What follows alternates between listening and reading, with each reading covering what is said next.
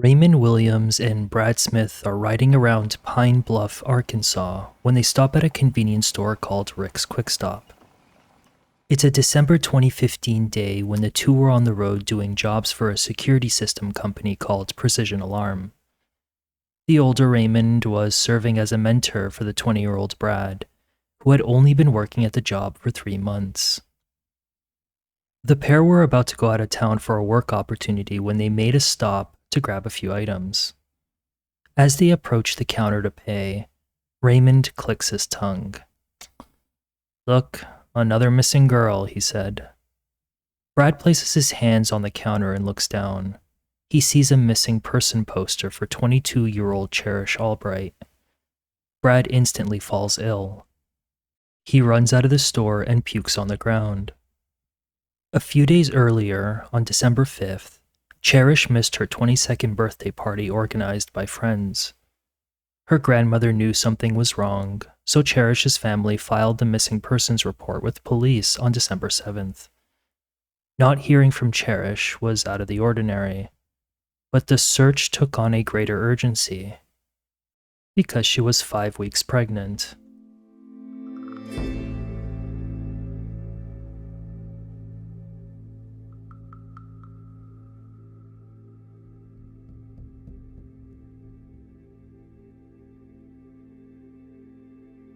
The last time Cherrish's grandmother Carolyn saw her was at 11 p.m. on the night of Thursday, December 3rd. The two shared a room and a bed in the matriarch's home at 2820 Rogers Road in Rison, Arkansas, a small farming town south of the state capital, Little Rock. Cherrish had moved in after high school to help her grandmother around the house. The 21-year-old was laying on her back, looking down and smiling as she was massaging her pregnant belly. The topic of conversation between the two was about plans for the baby. As the conversation flowed, Cherrish was jolted by the buzzing of the phone she borrowed from her grandmother. She picked it up and held it to her ear. She told the person on the other end that she was coming out as she slowly raised herself from the bed. Still in her pajamas, Cherrish was leaving the room when Carolyn asked her where she was going. "Just right out here," Cherrish responded, alluding to the front of the home. Cherrish did not tell her who she was talking to. Carolyn then heard the front door open and close, and then the loud sound of a truck's exhaust, signaling a vehicle was leaving the property. She didn't see who was driving. At 7 a.m. the next morning, Carolyn woke up and didn't see Cherrish next to her on the bed. All Cherrish's personal belongings were still in the house, minus her phone. So she began working the phones, calling her friends and anyone she could think of. But no one she spoke to had seen her. She drove around town looking for her, but nothing. When Cherrish's birthday party came and went, things went from concerning to alarming. Cherrish wouldn't miss her own birthday party, which was a special one. She was going to buy baby clothes with the money she got from it. Carolyn continued to drive around town until the 7th of December, when she got into a car accident. While in hospital, Cherrish's mother Belinda came to visit. Carolyn told her Cherrish is missing. At 6:30 p.m. that day, Belinda Ashcraft went to the Cleveland County Sheriff's Department to file that missing persons report. Cherrish was more of a daughter than granddaughter to Carolyn, who helped raise and spoil her. "This was my only grandchild," Carolyn would say. "She loved everybody. She trusted everybody. She never met a stranger."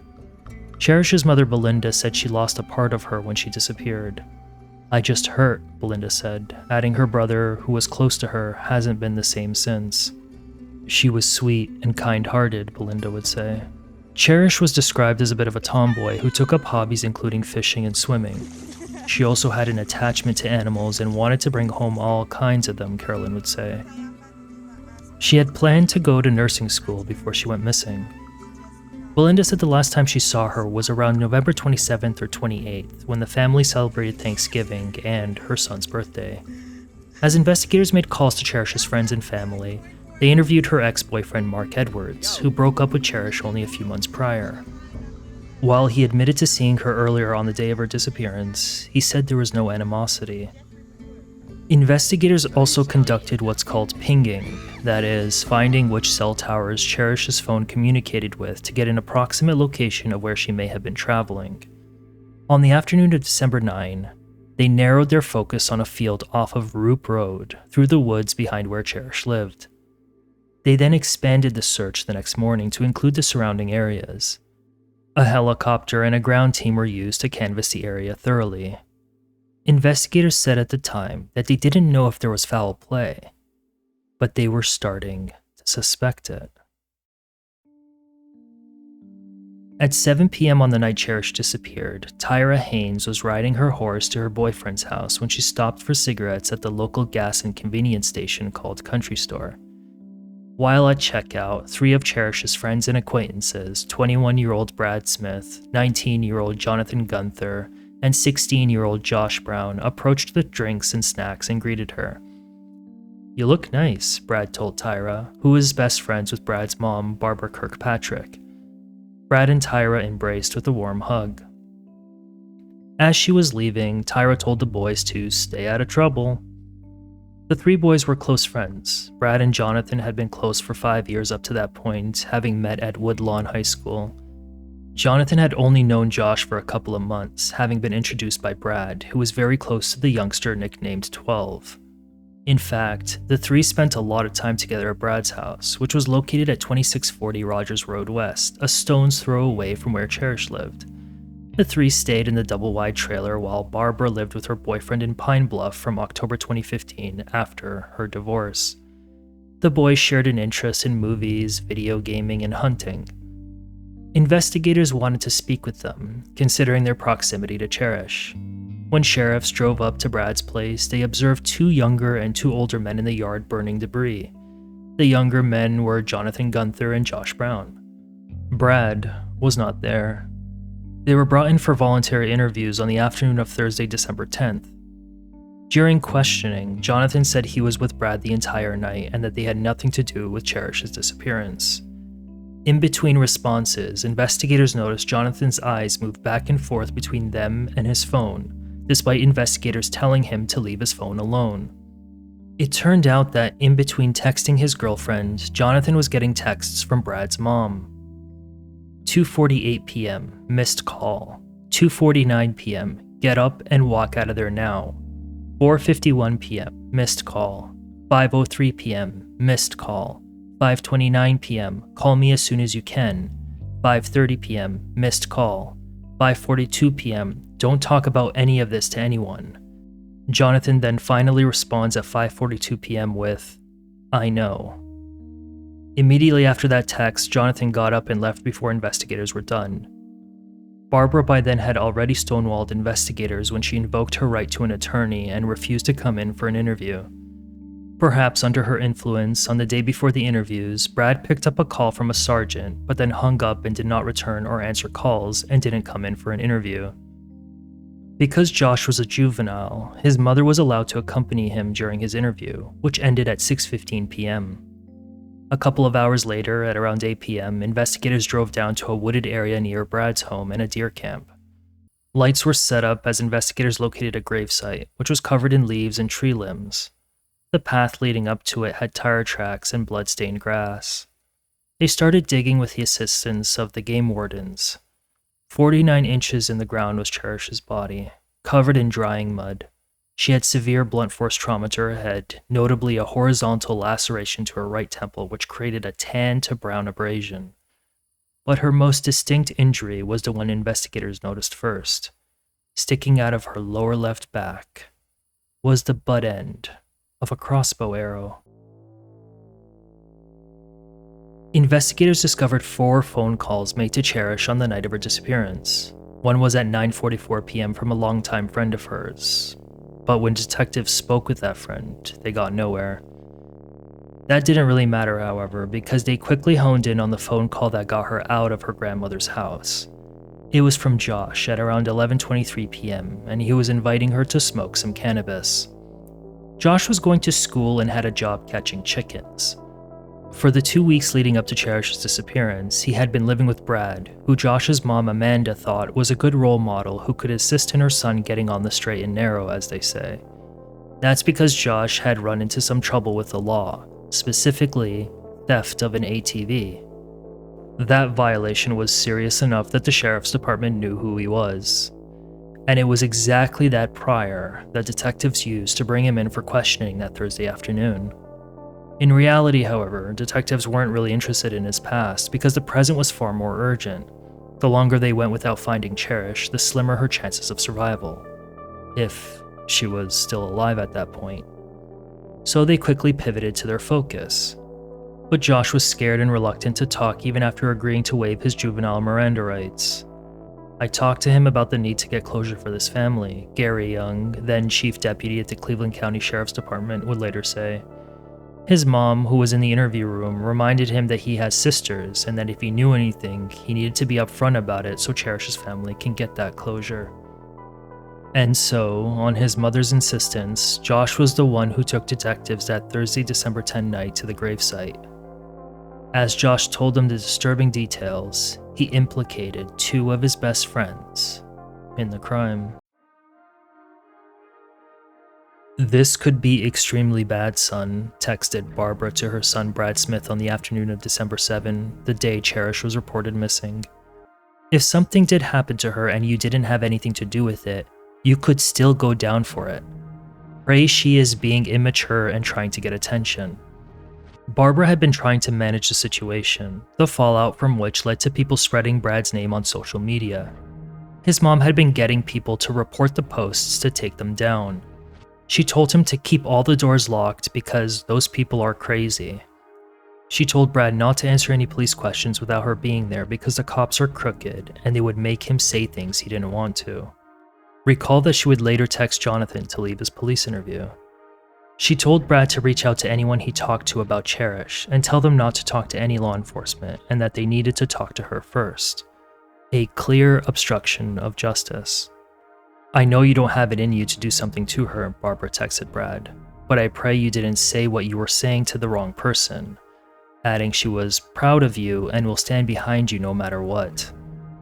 Barbara was alluding to certain things Brad had said about harming Cherrish in the days leading up to her disappearance.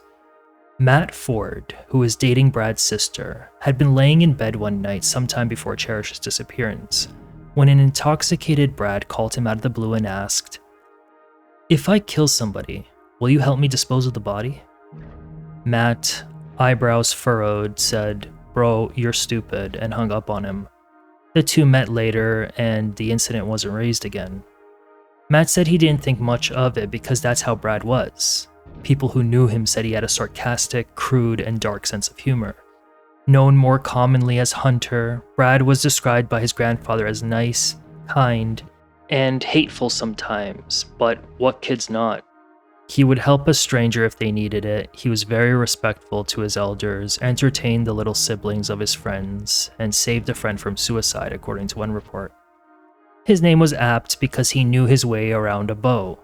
He had been handling a crossbow since he was 7 or 8 and had been a hunter all his life, often in the area behind his house, according to his grandfather. As he got older, he started using a compound bow, which requires more strength to operate because the arrow is manually pulled back in the bow as opposed to fired using a finger trigger. He won awards competing in bow shooting competitions and posted about his skills on social media.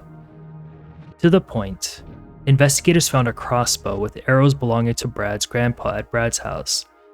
Those arrows were the same make and model as the one lodged in Cherrish's back. This shadow of suspicion was quickly growing over Brad as more witness testimony came into police about how he was acting and the strange things the 20-year-old had been saying leading up to her disappearance. 2 different co-workers at Precision Alarm told investigators that on the day Cherrish left her home for the last time, he was acting distant and lethargic. Brad explained that away by saying that he had stuff going on after work and that the night before, he had stayed up all night chopping wood, drinking beer, and digging a hole in the woods. He then randomly said, "You can't dig an 8-foot hole in 4 hours." His colleagues didn't know what to make of it because of his sense of humor. What his colleagues didn't know at the time was that he had been preparing Cherrish's grave. Brad, Jonathan, and Josh grabbed their snacks and drinks from the counter and left the country store on the night of December 3rd, catching Tyra riding off toward her boyfriend's house. At around 9 p.m., the boys got to Brad's place and lounged around, watching TV. As they sat quietly, Brad began talking about what he was going to do to Cherrish. He said he was going to shoot her with a crossbow, and then Jonathan was going to hit her in the head with a baseball bat if she wasn't dead. Jonathan said he told him he wasn't going to do it. Regardless of whether or not Jonathan was going to do it, he was going to be used one way or another. So was Josh. Brad devised that Josh was going to lure Cherrish out of her home on the promise of smoking a joint. He would then drive Jonathan's F-150 truck to pick her up and then take her to where the boys had been digging her grave in Clemens Field the night before. As Josh left, Brad and Jonathan prepared the other parts of the plan. Jonathan got his white 850 Polaris ATV hooked up to a small flatbed trailer, which was used to haul wood. Meanwhile, Brad was loading his crossbow.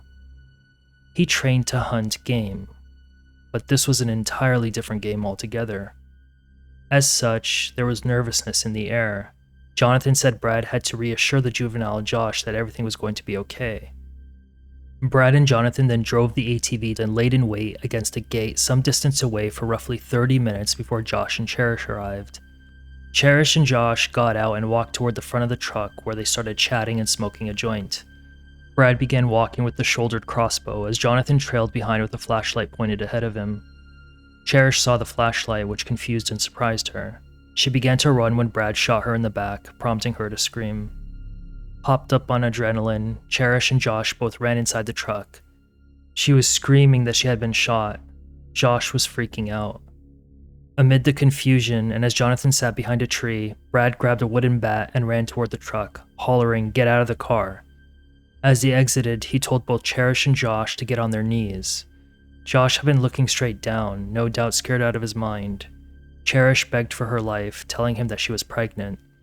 Brad ignored her pleas. From the corner of his eye, Josh said he saw a shadow of a person raising his hands. From Jonathan's perspective, it sounded like someone had whacked a watermelon. Josh said he saw Cherrish fall on her face, coughing. She was hit a second time in the head. Jonathan approached and saw Cherrish sprawled on the muddy ground, seizing, a lot of blood on the back of her head. She was not making any noise. Brad had been standing perfectly still, like a statue as Jonathan pulled him away from her. By this point, Josh had grabbed another bat from the truck for protection, perhaps concerned that Brad might come after him next. Jonathan told Josh to take the truck and go back to Brad's place, so he left. Brad and Jonathan then dragged Cherrish's lifeless body on the trailer and drove it toward the gravesite.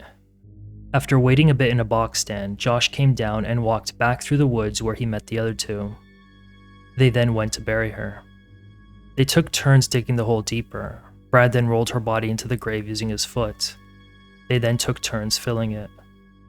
After returning home, they burned the bat and Cherrish's boots. Josh said Brad told him if he told anyone, he would kill him too. A day or two later, Jonathan and Brad returned to the site to try concealing it a bit more using leaves and logs. 2 days later, Cherrish was reported missing. When Jonathan was brought in for that voluntary interview, he was texting his girlfriend telling her that he was setting up a fake alibi. "I was scared out of my mind," he would later say. "I didn't know how to handle it." Jonathan said he wasn't friends with Cherrish. All he said he knew about the situation was that on one night in late October, Brad had sex with her. "Wanna ride around?" Brad texted Cherrish at 12:31 a.m. on October 26, 2015. "Yeah, you got weed?" Cherrish replied, to which Brad responded in the negative. "Where are we going?" she asked. "I don't know, ride round, might stop and get a little head," he asked, referring to the act of oral sex. "Haha, funny," she said. "We going to Jonathan? Nobody there," he said, referring to his buddy's place. "Meet me at Rushing Road at 12:37, Brad texted her. A couple of weeks later, on November 16th, Barbara had her face glued to her phone as she awaited a text from her son Brad. "I'm the only one she had sex with," Brad texted Barbara at 3:56 p.m. Earlier that day, Cherrish turned into the Cleveland County Health Department clinic after falling ill. The nurse on call, Jamie Hurst, conducted a pregnancy test and confirmed that she was pregnant. Cherrish broke the news to Brad, who was not pleased. On Brad's phone, Cherrish's nickname was Fatso, and Brad had referred to her as a crackhead and a crack whore, according to phone records. If she's a crackhead, how do you know it's yours? Brad's mom asked him that afternoon. How far along is she? I'm the only one she had sex with, Brad told her. If she's very far along, they won't do an abortion, Barbara told her son, adding he is not to tell either of his sisters. Okay, and she ain't even a month yet, Brad responded. I think going to know more later. About an hour and a half later, a tense text message conversation between Cherrish and Brad played out. You call me?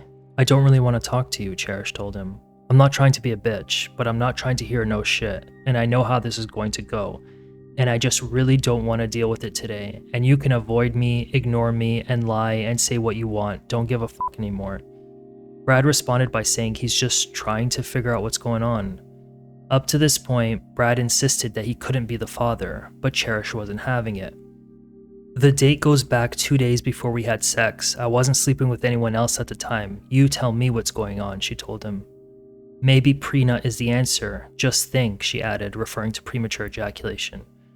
Okay, well, I'm not ready for a kid at 19, he told her. You think? I don't know what to tell you, she said. Do you want to have a kid? He asked. Well, not alone, but it's a done deal, she responded. How much do I gotta give you? He asked.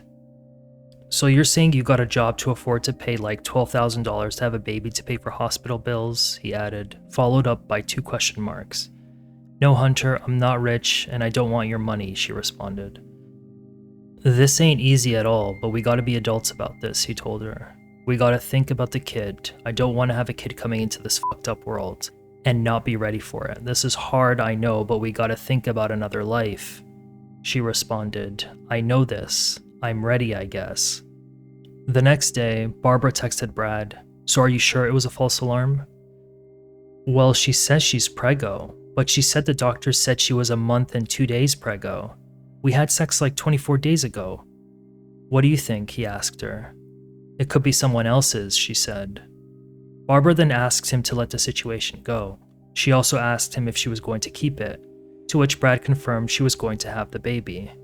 I think you're okay if you're sure on the date you had sex with her, Barbara told him. A couple of days later, on November 24, Brad texted Cherrish to tell her that he had gone to the doctor and was told that he was sterile.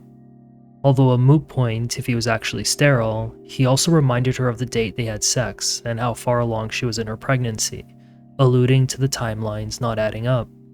Cherrish by then had already told people that Brad was the father, and according to Brad, she wasn't accepting that he might not be, and wasn't accepting an abortion. Brad was upset by Cherrish's little pregnancy roadshow, so he started doing a little advertising himself. It was informing people he was going to silence her forever. Josh alleged that Brad told him he didn't want to have no baby by no crackhead. He told his work colleagues that he got a dope whore pregnant, he wasn't happy about it, and that he was going to make her disappear, according to those colleagues, who said he said stuff like that with a laugh. Apparently, no one could tell whether he was being serious or not, until, of course, the deed was done. After being on the run for a little, Brad was eventually apprehended on December 11, 2015 at his grandfather's hunting and fishing cabin on Belco Lake in Desha County, and charged with capital murder, kidnapping, and abuse of a corpse. He denied killing Cherrish. He said after the boys came back from the country store on December 3rd, he fixed them some deer shoulders to eat that afternoon as they chilled and watched Netflix. After they ate, he said he fell asleep on his couch with Jonathan next to him and Josh on the chair next to the couch. He then said he woke up the next morning at around 5:30 a.m. and went to work.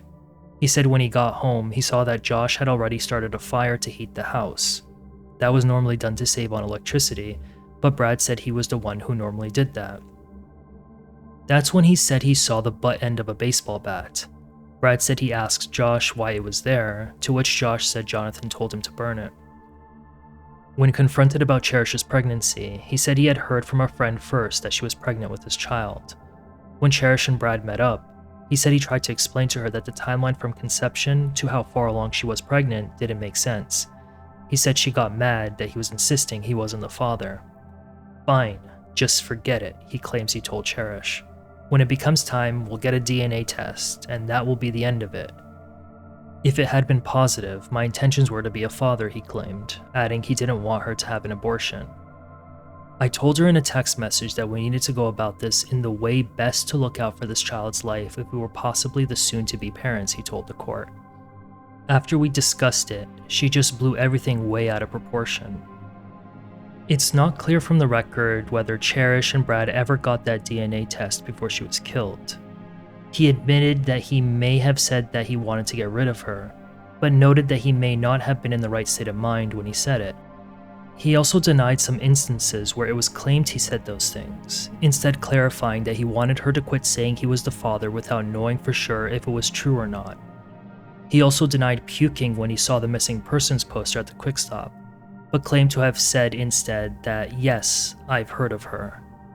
During his testimony in court, Brad had been trying to say that Josh and/or Jonathan were likely the ones who killed Cherrish. Both Jonathan and Josh took plea deals and were sentenced to 45 and 35 years respectively. Both testified that they did not have sex with Cherrish, and investigators said there wasn't a hint that there was anything sexual between Cherrish and either of the two boys.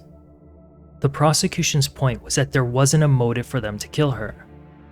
Brad thereafter struggled to show what reason they would have to kill her.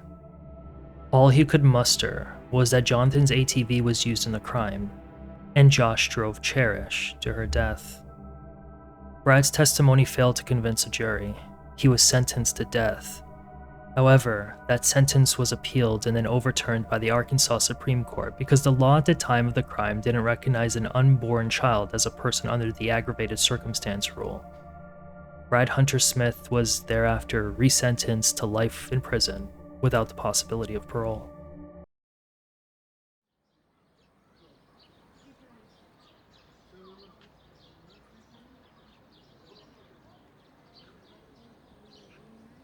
It's February 2016, and Mary Simonson is the forensic DNA examiner handling evidence in the case at the Arkansas State Crime Lab. At the time, investigators had taken swabs of DNA from the flatbed trailer that was used to haul Cherrish's body to the gravesite. They also retrieved DNA from Cherrish's fetus and from Brad. Mary's job was to simply confirm the DNA samples to people and to write a report about her findings. The report was released on February 9, 2016. By the time of Brad's trial, Mary had left her position and was replaced by Madison Harrell, who testified in the case. Madison had looked over Mary's report and was able to duplicate her effort, confirming Mary's report as accurate. The single-page report was published on the record as Defendant's Exhibit 2A. Its most glaring finding sat right on the first line of its conclusion, which read, "Brad Hunter Smith is excluded as the biological father of Cherrish's child." No DNA had been requested from Jonathan or Josh because investigators were confident they did not have sex with Cherrish. If Brad Hunter Smith committed the murder in the manner I suggested, he has killed someone else's child, Rick McKelvey, the lead investigator in the case, testified in court. If the other two people charged killed Cherrish Allbright, he continued, then they killed someone else's child.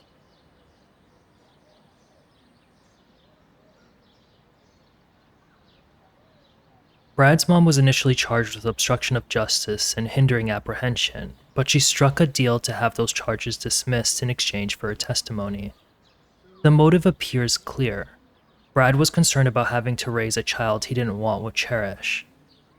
But his suspicions about the child not being his were correct, which leaves open the question about why a DNA test was not done before this happened.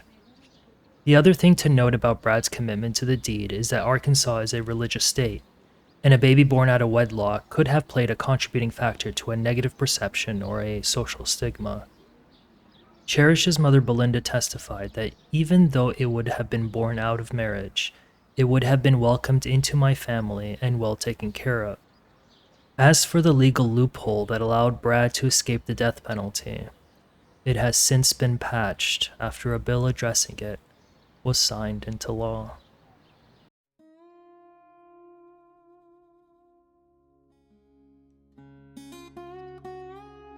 Thank you so much for taking the time out of your day to listen to me narrate this story, which is based on the primary sources. Special mention goes to the local reporters who make us aware of these stories and to you guys for providing your input. Be well, engage in acts of charity, and don't be Brad Smith, Jonathan Gunther, or Josh Brown. Goodbye.